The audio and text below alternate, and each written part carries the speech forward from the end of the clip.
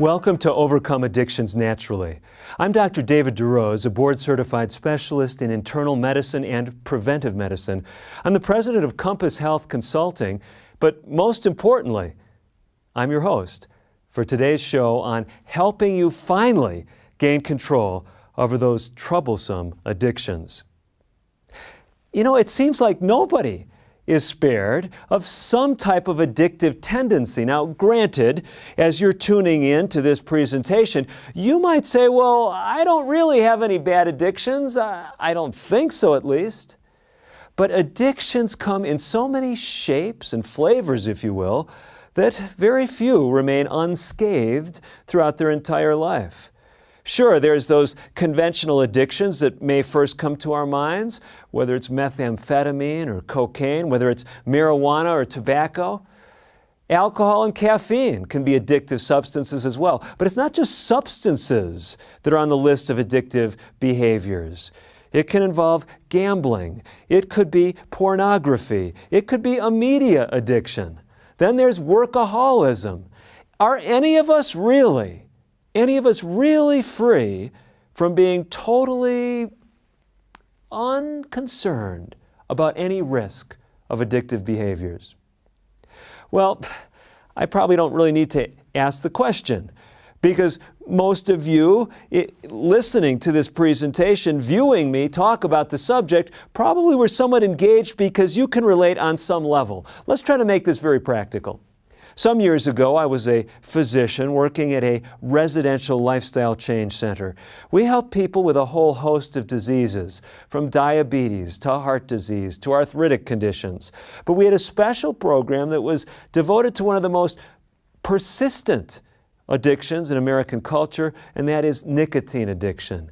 We had lots of people coming through our doors who were hooked on either tobacco smoking or some other form of nicotine. Well, we're going to walk you through some principles that we used at the Lifestyle Center of America, that was the center I was working at, and that are used throughout the addictions community, things that can give you special insights and power to finally overcome addictions naturally once and for all. Let me refer you, first of all, to the framework that we're using throughout this series. We call it LifeStart. LifeStart stands for 9 important ingredients that can help you really take charge of your life. And we'll see in this presentation that LifeStart is also a mnemonic that gives us insight into how to deal with addictive behaviors. LifeStart stands for 9 important lifestyle principles. If you've never heard me speak about it or haven't been to our website before, let me just recommend it to you. It's simply LifeStartSeminars.com. That's right, LifeStartSeminars.com. You can get a free ebook that walks you through those entire 9 practices. Let me just mention them to you at least, because we won't be speaking about every single one of them in this presentation. The first one, the L, stands for liquids. I stands for interpersonal relationships. The F stands for foods. E is for exercise. You see, I'm just going through the various letters in LifeStart. The S stands for sunlight. The T for temperance. That's total avoidance of things that are harmful and use of things that are good in moderation. Then we've got the letter A, which stands for air, R for rest, and T for trust in divine power. So with that background, you'll see me pull in some of these different elements as we speak about this important topic on overcoming addictions naturally. Let's jump into it this way. I was giving a seminar, a group session, at the Lifestyle Center of America to a group of individuals who had been working for the past week to break free of their nicotine addiction. They all were off their nicotine, and now we were strategizing how they could be successful when they went back home. Every individual, I asked them this question. I said, are there any situations that you feel unprepared to meet once you head back to your regular environment? There were different responses, but one individual caught the attention of the whole group. He said, no, I'm not worried about anything when I go back home. But everyone said, wait a minute, you've got a wife that smokes back home, and you've got adult children that are smoking in your house. Isn't that going to be a high-risk situation? No, no. Listen, I'm the man of the house. I called home. I said there's going to be no more cigarettes in the house. It's done with. Now, we were all a bit skeptical, really skeptical. And as it turns out, he hadn't made adequate provision. And as it turns out, he did go back to his addictive behavior. I know that because he came back for our residential program. Why I mention that story is for a simple reason. You can break free of an addiction, but you can easily slip right back into it. So let me give you some principles as we begin. First of all, the good news about overcoming addictions naturally. The first and the key important message I want you to take is this. Every one of us has the capacity to develop new enjoyments. If you've heard me speak in other LifeStart seminars, you've no doubt heard me mention this before. Some of you may have even seen my popular mini-series called Changing Bad Habits for Good. There I speak about this concept that you can develop new enjoyments. It's so important to emphasize that because the irony is this, even though addictions are holding you in their chains, many people are afraid to break free because there's a certain comfort that comes with those addictive behaviors. You would have stopped the addiction long ago if it wasn't doing something good for you. Think about it. When do you engage in those addictive behaviors? When you're overly stressed? When you need a break? Do you do it with certain friends? Do you see what I'm saying? Addictions are not just behaviors that happen in isolation. They occur in the web of our lifestyle.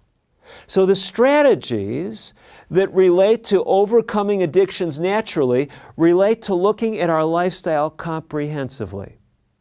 If you've been in a 12-step program, you no doubt have been told that you should halt when you experience halt. Some of you are saying, I haven't heard this before. Okay.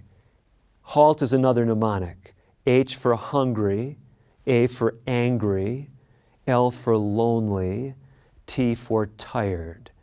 These are high-risk settings for addictive behaviors. You see, the problem is this. First of all, we have to realize we can have an enjoyable lifestyle without the addictive practice. But even once we've assented to that and begun to break free of the addiction, we can easily be overcome by the addiction instead of our overcoming the addiction. You following along? And some of those high-risk situations, they are lifestyle situations, every single one of them. Think about it. Hunger has to do with what? It has to do with the F in LifeStart, the foods. If you're not eating at regular intervals and eating good quality food, you will be more likely to slip into addictions. So I recommend some simple principles. Let's talk about them. When it comes to food, I recommend you eat at a regular time every day. Most people, if they're breaking free of an addiction, do best eating 3 meals a day and not eating between meals. Now you might say, well, wait a minute, not eating between meals. Now there may be some exceptions to this. Let me just illustrate. When we were helping people in an intensive nicotine addiction program, what we would have them do if they were tempted to smoke after they got rid of their cigarettes, we would have them do one of two things. Some of them found especially helpful to get a cinnamon stick and suck on it. It was reproducing that sucking motion that they were used to with smoking, and it also was giving them something to do with their hands and their mouth. Do you see? So you might say, well, they might eat that cinnamon stick. Well, you understand what I'm saying. We're talking, though, about an ideal structure, making sure you eat those 3 meals at regular times and you do it on a regular basis. Since I was speaking about some of the techniques we use with nicotine addiction, here's another one that can help with other addictive behaviors as well. And let me just step back a minute. You see, one of the principles in dealing with an addictive substance, after you've broken free, is not to focus on the addiction. Now you say, well, why would I focus on the addiction? This is normal. Your mind goes to that addictive behavior. You've been doing it repeatedly. But the problem that many people make is they focus on the addiction. They do something like this. I'm not going to smoke. I'm not going to smoke. I'm not going to smoke. I'm not going to smoke. What are they thinking about? I mean, all they're thinking about is smoking. Do you understand the problem? So whatever addiction you're trying to break free from, I'm not going to eat chocolate cake. I'm not going to eat chocolate cake. I'm not going. Now I know some of you might say, well, you can't be addicted to chocolate cake. Well, you just talk to someone who has a problem with chocolate. The message I'm trying to give you is this. Yes, you can develop new behaviors, but those behaviors occur in a lifestyle context. And once you break free, you've got to start changing your thinking. Instead of focusing on the addiction that you've laid to the side, you want to begin to focus on what you're going to do instead. So instead of focusing on I'm not going to smoke, or I'm not going to eat this, or I'm not going to engage in the pornography, what do? You say, I'm going to exercise every day. I'm going to eat 3 regular meals. Do you see what I'm talking about? I'm talking about a disciplined life. Actually, one of the antidotes to addictive behaviors is a disciplined and structured life. The more regular your life, the harder it is for addiction to get a foothold. Now, I've been speaking to you about this, and you realize there is something that has to come first, and that is actually really breaking free, leaving the addictive behavior off. Now, a person can do that safely with nicotine addiction without medical supervision. But if you're an alcoholic and you've had DTs before, delirium tremens, these can be life-threatening. You need to be working with a medical professional to break free of that addiction. If you are a narcotic addict, now, it can be very difficult to overcome narcotic addiction, but it is usually not life-threatening. Now, you may feel like you wished you were going to die, but stopping cold turkey narcotics is generally not considered a life-threatening scenario. Now, other addictive behaviors like benzodiazepines, benzos, you may have heard of them, like Valium or Librium, these can cause life-threatening problems. You can have seizures or other things. So here's the point I'm making. If you have a question about how safe it is to break free from the addiction on your own, you work with a medical professional to make sure that you can safely come off the substance, okay? And if you have doubts about what I'm telling you about narcotics or about cigarette smoking, and you have questions about your individual situation, definitely see a physician, see some other health specialist who can walk you through that process. But you've got to get to the point where you break free. And there's some things that come before that. So I'm trying to give you 2 sets of things, and it may feel like we're jumping around a bit, and we're doing that to kind of give you this whole big picture and see how lifestyle is involved at every point in the journey. So, first of all, you have to decide, this is an addiction, it's something that's captivating me and I need to break free. That has to happen first. So you have to become aware of the problem. You're contemplating it, you're thinking about it. Then you have to decide to act, and then you have to actually act. So decide it's a problem, realize you got to make changes, start planning, and then you break free. What we've always recommended to people is they plan to actually set a quit date, a date where you're going to become clean, where you're going to stop the addiction. Now, I know the danger of talking about such planning is some people will say, well, this is a bad week. I can't change this week. And next week's going to be worse. In fact, this is a bad month. Well, looking at the calendar, this is a really bad year. Do you understand the problem? For some addictions, it will just look like there's never a good time to change.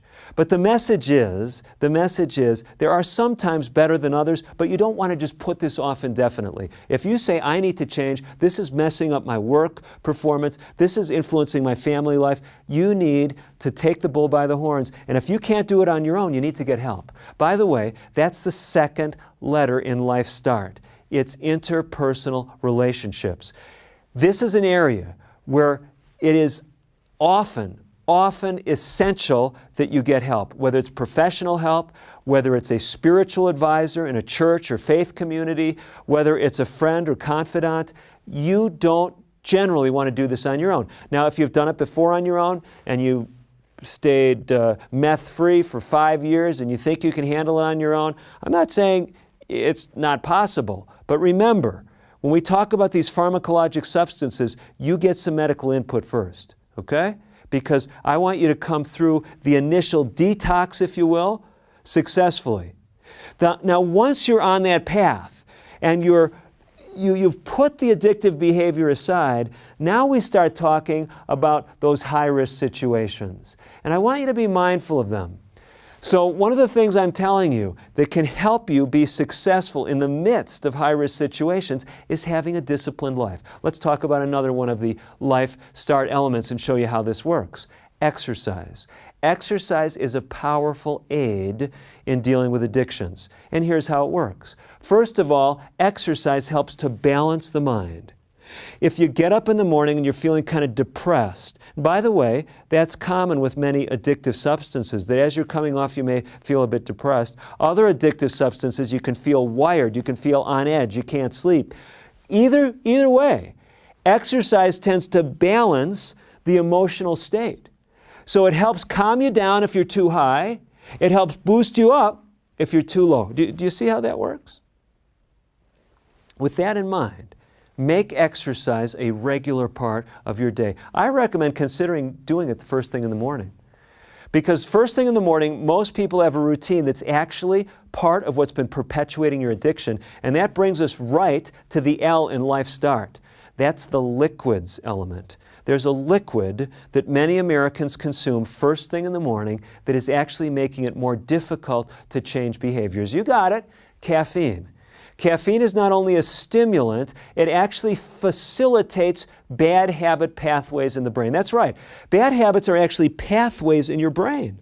And when you take caffeine, it greases those bad habit pathways, so it makes it easy just to slide right into the bad habit. If you can break free of the caffeine at the same time you're breaking free of the other habits, you can be truly free. Some years ago, I was meeting with other professionals who were working in the addiction community. And the focus in this setting was actually nicotine addiction. A lot of the folks there at the meeting had been working with various substance abuses, drug abuse, alcohol abuse. And it was very interesting what was happening in that conference. Person after person was getting up and they said, we were focusing so hard on alcohol and other hard drugs that we didn't make our patients, we didn't require our participants to break free of the nicotine. And now we just lost John, or we just lost Bill. Sam just died. Susie just had lung cancer. And what they were realizing is one of the opportune things to do when you're dealing with addictions is actually, and I know some people tell you this is crazy, but many people in the addiction community are finding this is the most successful strategy, and it's this. It's actually address all addictions at the same time. You say, well, what? I mean, I've got a hard enough problem with alcohol. Or listen, do you realize how difficult it is to stop using Coke? What's very interesting is these various lifestyle factors interact and make it more difficult for you to become free long-term if you hold on to the other elements. Let me give you an example.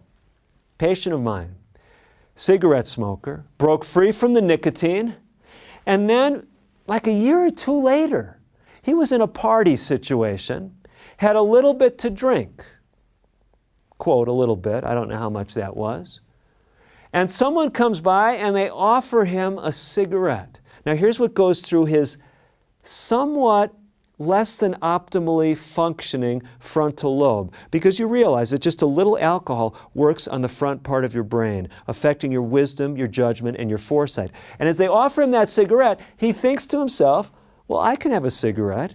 I'm not a smoker anymore. So he has the cigarette. And what do you think happened? That's exactly right. He went right back to his old habit of nicotine addiction. He was back in the throes of the addiction again. What set the stage for the addiction to nicotine was a little bit of alcohol. I'm trying to help you see, caffeine interacts with other addictive behaviors. Alcohol interacts with other addictive behaviors. These things all go together. So the point is simply this.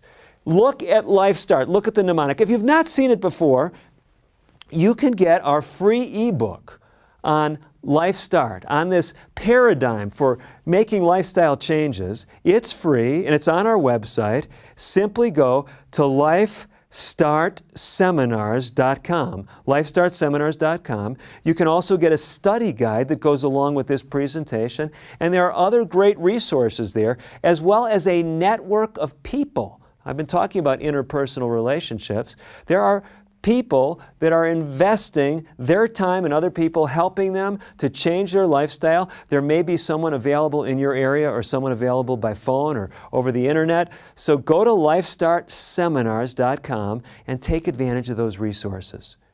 But back to the point. We're talking about comprehensive lifestyle change. Look at the liquids. Look at the beverages you're consuming. You want to know the safest one when it comes to addictions? It's water. Do you know if you're dehydrated, you will tend to feel more fatigued, your mind will not function as well, you will be more likely to slip back into addiction. Interpersonal relations, that's the I. We talked about that. Connect with other people. Be accountable to someone. Tell someone, I'm making a clean break with alcohol. Can you check up on me? Join a support community. Join AA. Join NA, Narcotics Anonymous. Join OA, Overeaters Anonymous. Find something, whether it's in your faith tradition, whether it's a community group, but connect with other people. The F stands for food. Now this is a really interesting one because food can either stabilize our mood or it can unbalance it.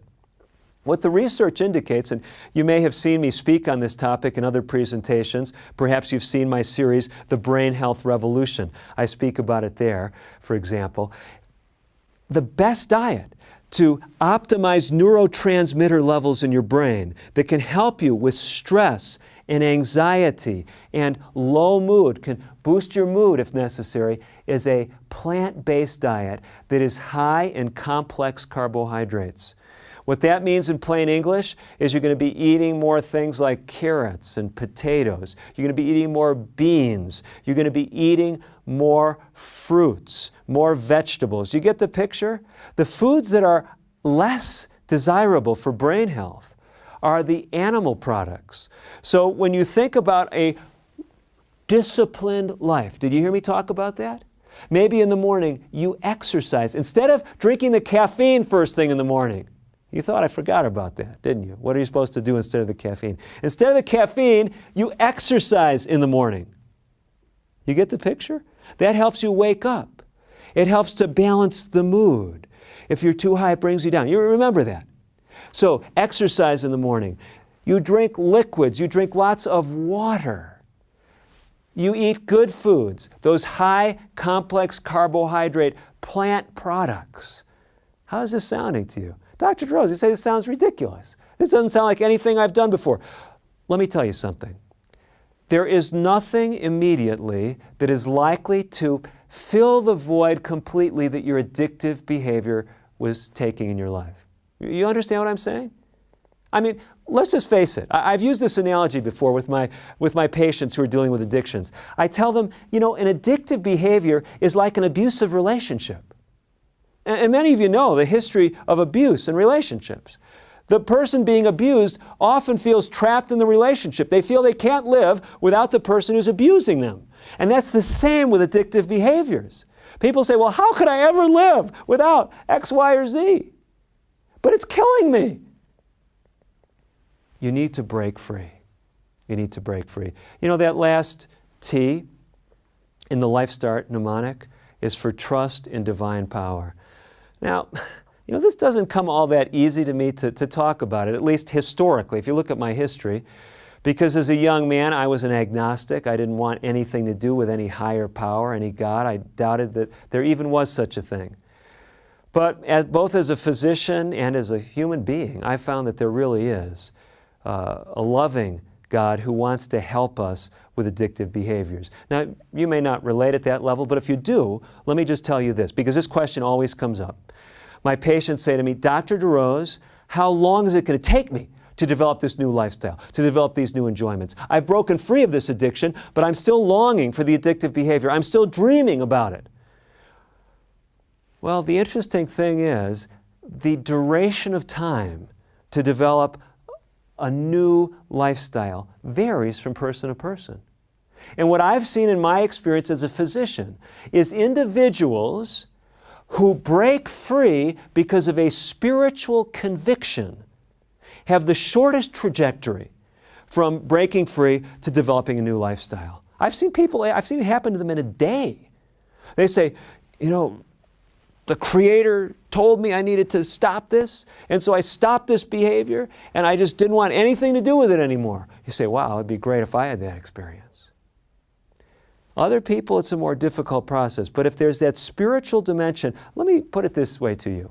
When I speak about the spiritual realm, if there is a great spirit, if there's a God that's calling you to make a change, then here's what I've found. This loving Creator, that's how my Native American friends refer to Him. This loving Creator is not going to ask you to do something unless He's fully committed to help you make the change. And like I said, if you don't relate on that spiritual level, I've had atheists that have stopped addictive behaviors by following the principles that I'm sharing. So the LifeStart framework, the LifeStart paradigm is there to help you look at key areas. It doesn't mean you have to embrace every one of them. Some of you might say, listen, I am not going to start exercising. Can a person break free of an addictive behavior without ever getting physical activity?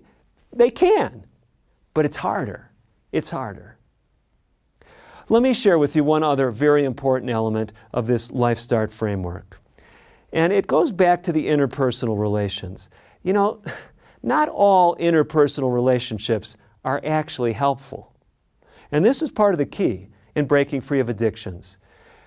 What I want to challenge you to do, and we don't have time to go into all the details, if you want more information, you can pick up my DVD series on changing bad habits for good. But I'm going to give you the nucleus here that you can just run with. Look at what those high-risk situations might be that are likely to set you into a tailspin. Especially look at people.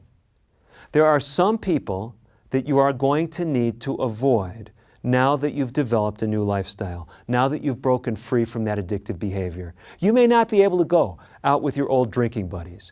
You may not be able to hang out with the folks that you engaged in the addictive behavior with. You say, but those are my best friends, Dr. DeRose. We need to make some new friends. Do you see what I'm saying? Now, you say, what happens if that's my wife, my husband? Well, I'm not telling you to get a divorce, but here's what I'm telling you. Sometimes you need some space, especially when the addictive behavior is strongest. You need to step away into a safer environment. Well, listen, I've tried to put into your hands some of the keys for you to break free from addictions. If you want more information, we've got those resources for you at LifeStartSeminars.com. Take advantage of them, move forward, get the help you need, and break free from those addictive behaviors.